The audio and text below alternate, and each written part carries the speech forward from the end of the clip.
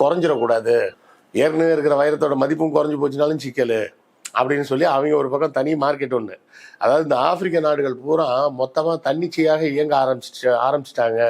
அந்தந்த நாடு அந்தந்த நாட்டு மக்களின் நலனுக்காக வேலை செய்ய ஆரம்பிச்சிட்டாங்கன்னா ஐரோப்பிய நாடுகளில் பல நாடுகள் திவாலாயிடும்.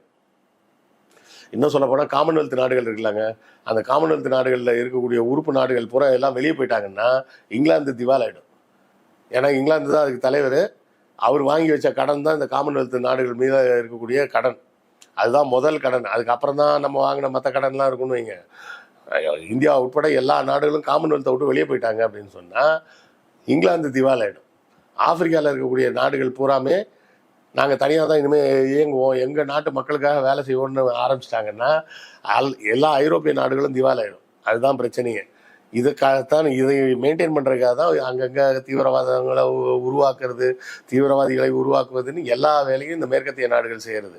இப்போ நம்ம ஹமாஸ்ன்னு சொல்லி பேசிகிட்டு இருக்கோமே, இந்த ஹமாஸை உருவாக்கியது யார்? இஸ்ரேல். இப்போ ஹமாஸை ஒழிப்பேன்னு சொல்கிறது யார்? அதுவும் இஸ்ரேல்.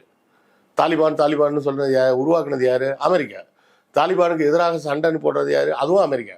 என்னடா அவங்க கூத்தா இருக்குது அப்படின்னு பார்த்தீங்கன்னா வேற ஒன்றும் இல்லை. எல்லாமே அவர்களின் பொருளாதாரத்தை மெயின்டைன் பண்ணணும்னா இந்த நாடுகள் பூரா இப்படியே இருந்தால் தான் மெயின்டைன் பண்ண முடியும். அதுக்காக தான் இதை செஞ்சிட்டு இருக்காங்க.